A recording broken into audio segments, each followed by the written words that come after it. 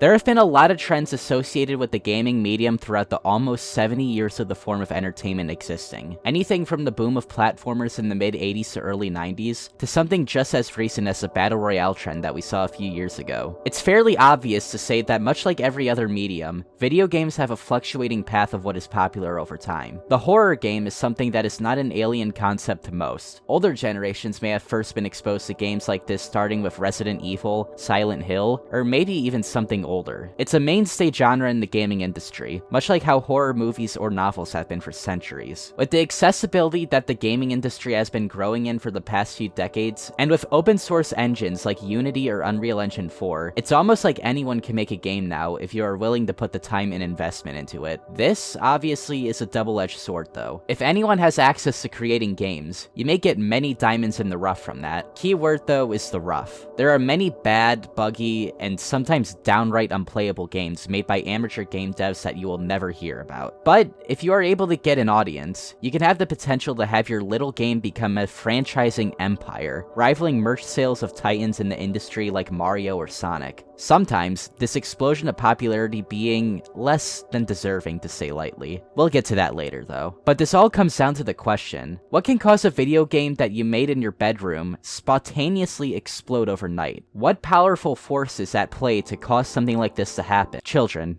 Children is the reason why. Okay, it's a little bit more complicated than that, but generally speaking, the reason why something like, say, Five Nights at Freddy's became the titan of the media industry that it is because Scott, and now the executives of Funko and Steelwool, understand the target demographic of their product. But was it always this way? Was an indie horror game with a generally fairly disturbing concept always meant to look like this? If so, why did it influence a bunch of other developers to try to do this strategy to replicate its success? To get to the source of this question, we need to go all the way back.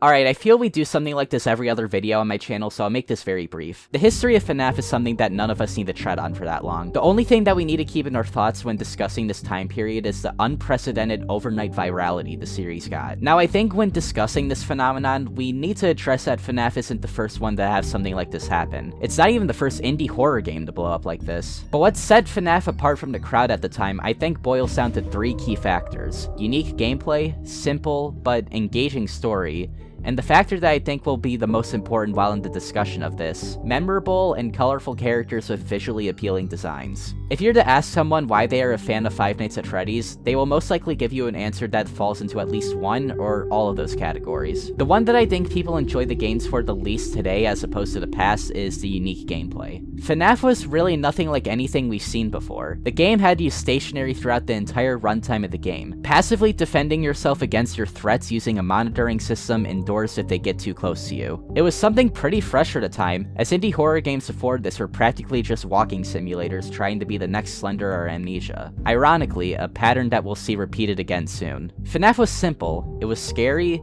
and it was also engaging with the backstory and world that it was trying to build. And we would start to get more of that in the second installment. This is where the idea of having big lore in your game seemingly started to become enticing to a lot of devs. FNAF was basically keeping the same formula alive almost completely off of its interesting story. That's why we really didn't see a lot of questions about the game's repetition until the third installment. A lot of people didn't really care about the gameplay. Hell, I'd say the majority of the fans didn't care about the gameplay. And if they did, it was usually just in the context of them seeing their favorite Let's Player be jump scared by an animatronic to see their over-exaggerated reaction. As someone who's been a fan of this series basically since its beginnings, I haven't played any of the games until about 2 years ago. Even then, there are a good amount of games I still haven't gotten to because I just don't really need to at this point. Like, I plan on getting to them eventually, but my absolute point here is that the series is not one that you really need to get enjoyment out by playing the games themselves, which is a very unique thing in a lot of aspects. The concept of a Let's Play has been a thing for a while before FNAF, but I would say that this is the start of people realizing the sheer virality a game can get overnight just by having your favorite YouTuber play it. Like I said though, FNAF may not have been the one to pioneer this concept, but to deny that it has left a heavy influence would be ludicrous. Five Nights at Freddy's would continue to be aimed at mid-teens to young adults as the series progressed. Where I would say things started to change though is with,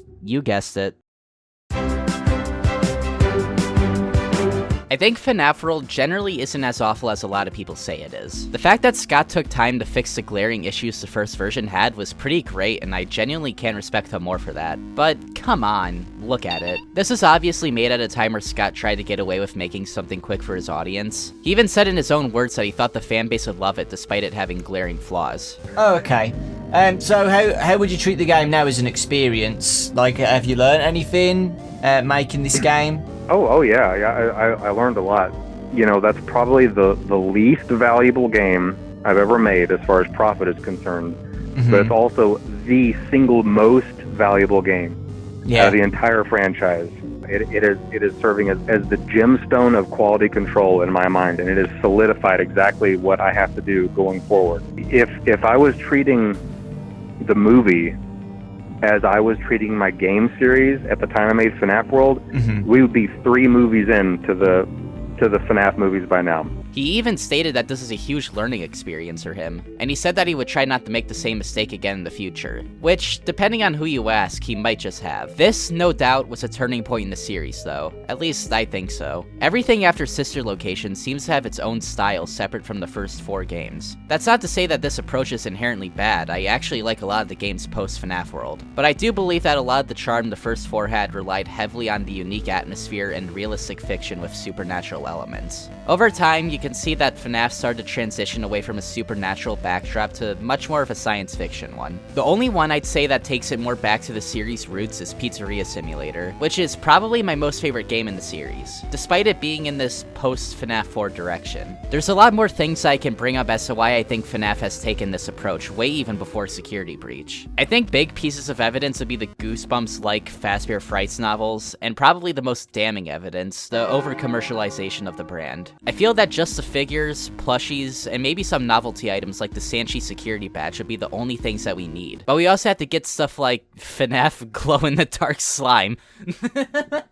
Oh shit! Uncle. Stop!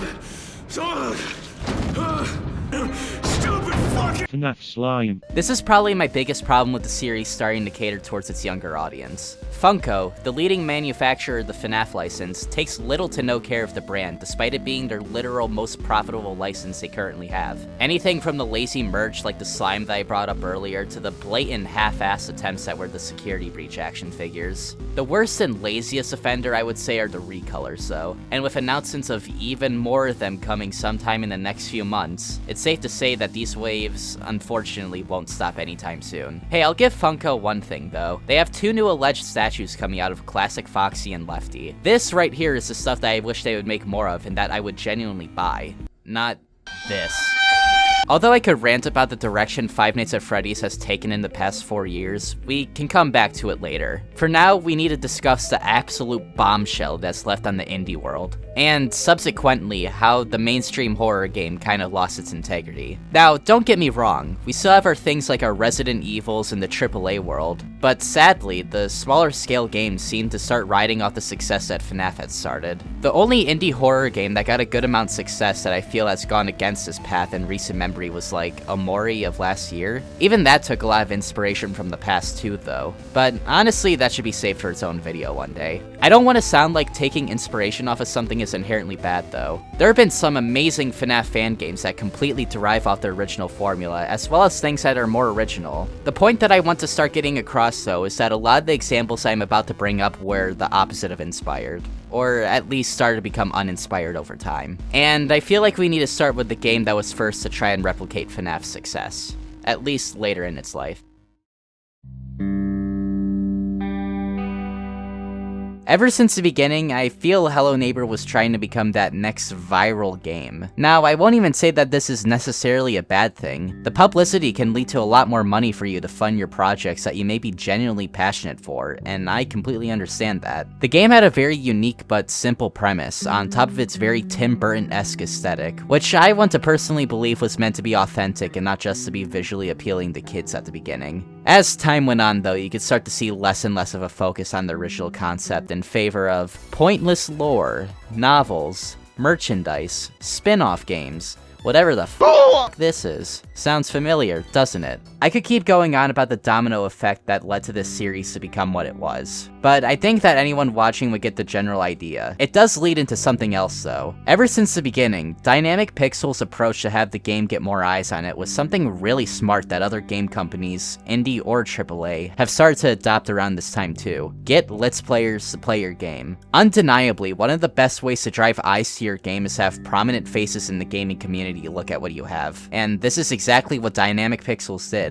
It seems genius, right? More eyes from a diverse set of people are viewing your products and might be inclined to check them out themselves. I mean, where do you think FNAF would be if some of the top people in the YouTube gaming community didn't check it out? I'm not saying that Markiplier is solely responsible for the popularity of FNAF or something, but I think it's certainly safe to say that a lot of these Let's Players contributed a lot towards the success of the first game early on. There is a very big problem with this strategy though, and it's something that I believe only started to become a problem after around the release of Five Nights at Freddy's. For this, I will go on to refer to this idea as Fazbear Syndrome. As we continue to talk about these games, you will start to notice a very similar pattern of associated symptoms. It usually starts with the game being popularized by attention from YouTubers or Twitch streamers. After this happens, the fan base of these games start to develop off of the YouTuber or streamer, which most of the time is a demographic of 9 to 15-year-olds. If it sticks, it can lead to your property becoming a multimedia franchise that the developers keep at it.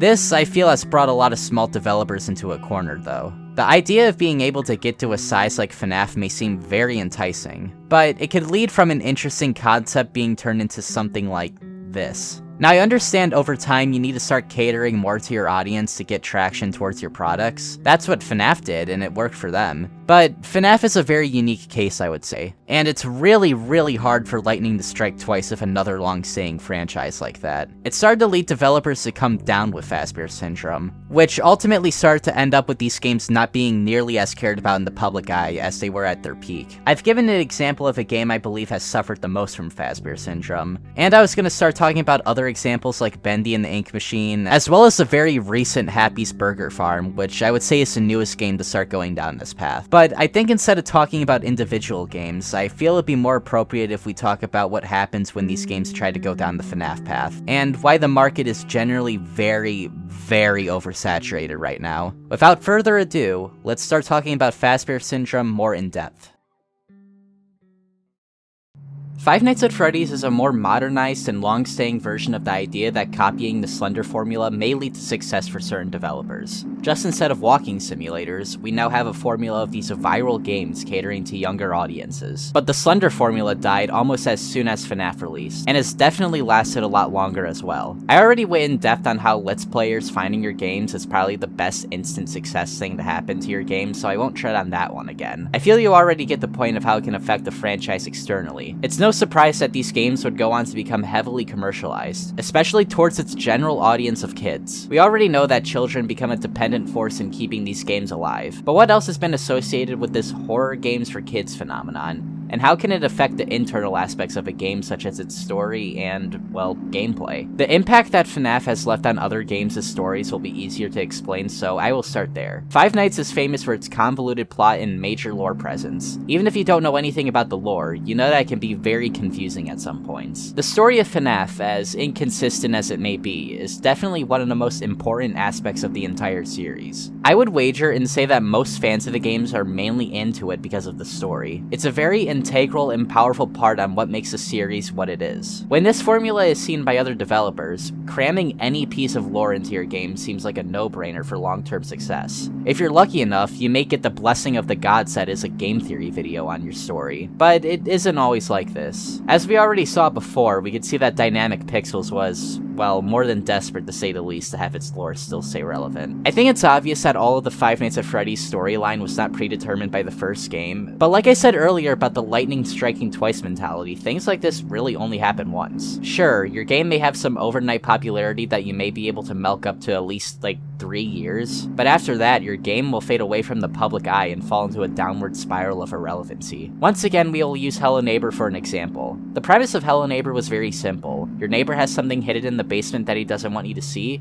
find out what it is. This seems like really the only thing the game needed. Maybe there could be some secrets and Easter eggs to further some sort of plot, but honestly, I think the game could have lived just off this concept alone. but obviously the developers wanted to replicate what was popular at the time. The story of Hello Neighbor is way too complicated with too many weird ideas that are very poorly explained. I know in that sense it may sound like it perfectly replicated what it was trying to copy, but I, and it seems like many others, just simply did not care enough to get invested in what this game was trying to tell us. And I think that's a big part to why the longevity of this game lasted so short. Not to mention the game itself is just very poorly made. Story is definitely something very important to whatever you're trying to make. I don't blame these developers for trying to make this grandiose story for something that they may be genuinely passionate about, but there are just so many factors to go into that following the FNAF formula isn't necessarily the best thing to do. Another obvious point is that FNAF has way more game entries in the series than any of these other games. It took FNAF 6 games and almost 4 years to even conclude the main plot of the entire series. Things like the novelizations are there because the game had a long-lasting effect on pop culture. FNAF was able to earn it in a way that something like Bendy and the Ink Machine or Hello Neighbor just never got the chance to do. It's not that even following this formula again necessarily wouldn't even work. It's just that these developers are finding that their game is garnering meteoric success, so they decide to rush things. And at the end, they end up falling ill to Fazbear Syndrome, ultimately jeopardizing the brand in many ways. I know it seems like I'm coming off very harsh with my criticisms of these games, and I don't want it to come off like that. I don't hate these games, and I don't think that all these franchises are quote-unquote dead. And all honestly, I like the concept of a lot of these games. Hello Neighbor has a very good concept of being a puzzle stealth game with a Tim Burton-inspired art style. Bendy is a fun concept that twists the perception of Golden Age animation. Baldi's Basics has a fun, surrealist concept as a parody of an old 90s edutainment game. All of these games in their own right I feel serve a purpose one way or another, but if taken too fast, you can ultimately cause disinterest for the people that you're trying to target to,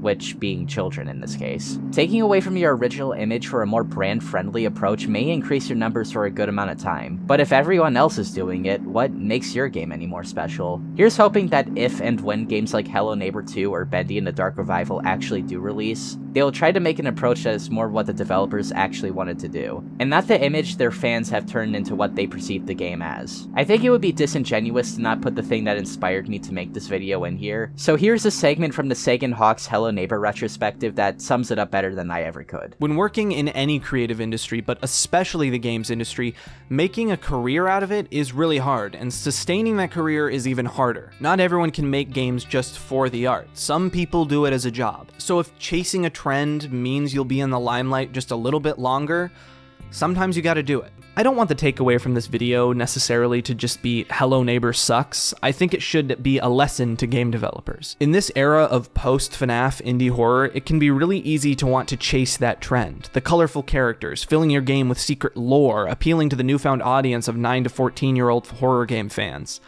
But if it doesn't fit your concept, don't do it. Five Nights at Freddy's wasn't successful because it was chasing the Slender trend. Hello Neighbor's initial interest didn't pop up because it was chasing the FNAF trend. Don't chase that game theory video. Focus on making your game the best it can be.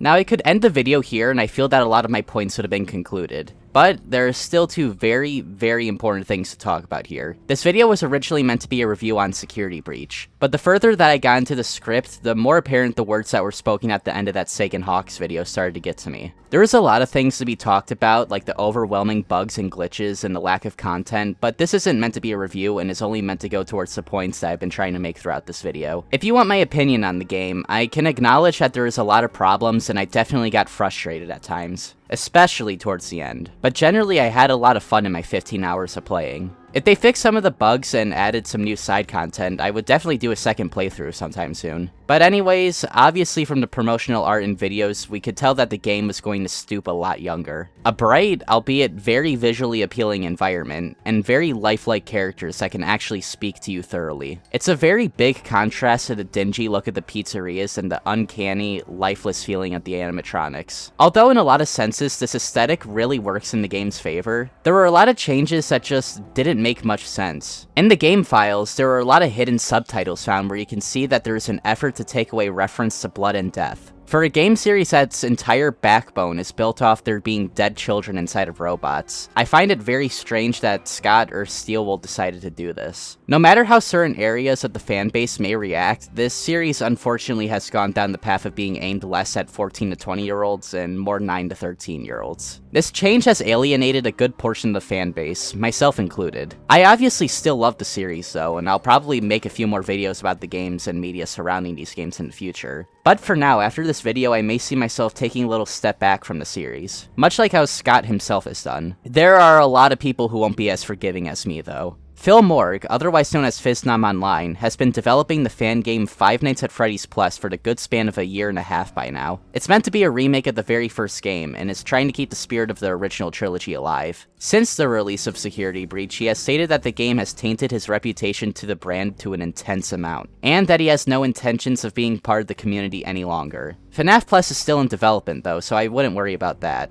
He even stated that the release of Security Breach has motivated him more to work even harder to create the game in the image that he and many others thought the series was always meant to be in. But why even bring all this up? One guy isn't representative of the entire fanbase, even if he's a very prominent figure in it. If anything, most fans will probably heavily disagree with his take on the formula, but the reason why I point this out is because it highlights one of my most favorite aspects of this entire series. Fan content will always fill a hole for certain people. Although the Fazbear Fanverse initiative seems to have a lot of problems right now, which can maybe make for its own video, it's still one of the coolest things I think has happened to the entire series. Licensed, completely official offshoots of the base canon being made all by people who have very different visions of what the series should be. This diversity and options of what kind of tone and story you want from this series, I'd say is only second to comic book characters. That's kind of the thing that makes this series very special. If the fans don't like the direction that it's going in, they can always just take matters into their own hands. This attitude has been a thing ever since the series should have ended at FNAF 3 crowd. I personally disagree with this opinion, but I get what it's trying to say. This is what I can use as the answer of why this series had such a longevity in the public conscious. The community has been a part of this series for over 7 years now. As more long-staying members grew up and more new people entered, the more absolutely talented creators have joined in on contributing to the series in monumental ways. This is what I personally believe is the magic of FNAF, and it's the thing that so many other games have failed to replicate in their plans to imitate it.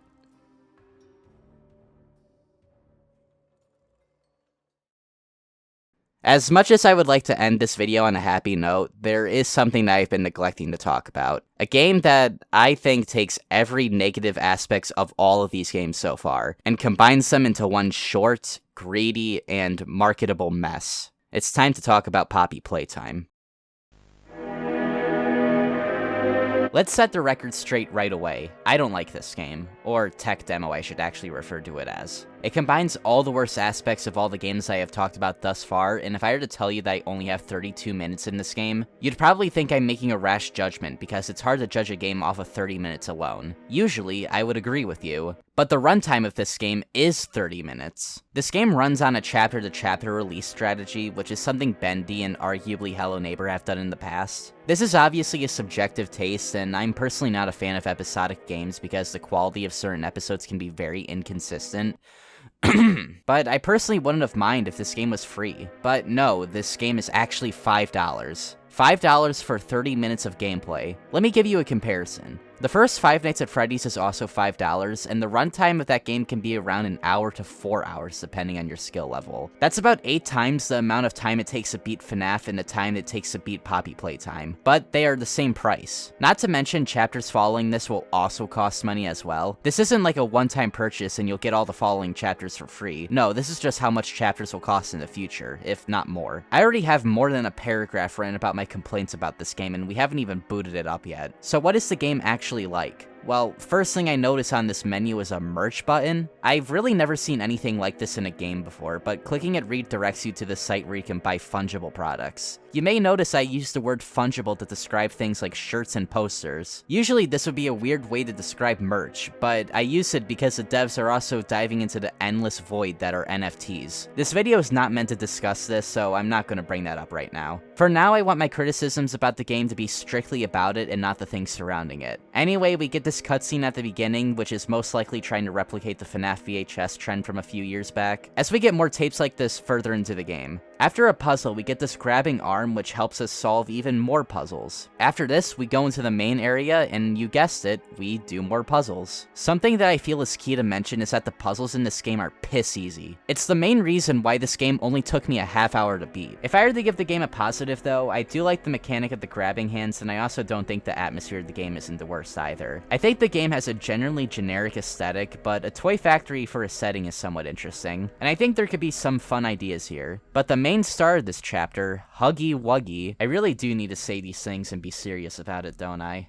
I love my job. Okay, anyways, there's only one chase scene with Huggy Wuggy in the entire game, and it's at the very end. The only time where you can even remotely fail is at the very end of the game. There's not really even a build up to this either. Sure, we see that he's gone in the beginning of the game, but that's the only inclination that he's now loose, unless I'm missing something. After this, you go down these graded floors and find the Poppy Playtime doll, and the chapter ends. Remember, this was $5, and I explained it all in 2 paragraphs. Personally, I think Poppy Playtime is the absolute worst out of this horror games for kids trend that has been brewing for the greater half of a decade. A game that I feel has, or had potential, tainted by the worst case of Fazbear Syndrome I have seen on any of these games so far. And like I said, this is just the tip of the iceberg. There are so many other things that Mob Games and Enchanted Mob have done, and have been accused of. This is not the place to discuss it though, as of right now at least. But what I can tell you is that these developers and animators are not passionate about what they are making. It's a AAA mindset with an indie budget. Not to mention the allegations of the entire premise being stolen, and poor workplace conditions. I may or may not do a follow-up talking about the shady things that Enchanted Mob/Mob Games have done in the past, so we'll have to see about that. From what I've seen so far, there seems to be a lot that needs to be discussed. But for now, it seems that this is where I get off. I have been Dags, and until next time, see ya.